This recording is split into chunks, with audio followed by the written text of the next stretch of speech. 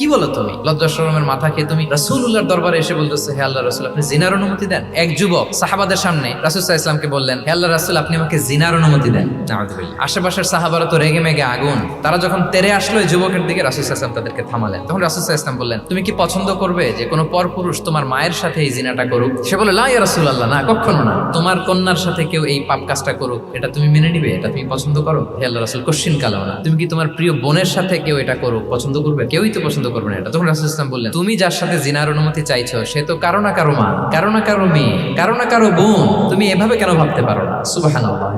এই কথা বলার পরে তো সে একেবারে ইমোশনালি এমন ড্যামেজ হয়েছে, লজ্জায় কাচুমাচু হয়ে মাথা নিচু করে দাঁড়ায়। তখন রাসূল ইসলাম তার জন্য দোয়া করলেন। ওই দিনের পর থেকে এই যুবক কখনো কোনো পরনারীর দিকে রাস্তায় তাকায় নাই। মানুষের আবেগ অনুভূতিতে নাড়া দিয়ে যদি আপনি তাকে কোনো কথা, কোনো নাসিহাত করেন, তখন সেটা সে শোনে। এমন শোনা শুনে এমন ভাবে সে হেদায়েতের পথে আসে যেটা আমরা কল্পনাও করতে পারি না।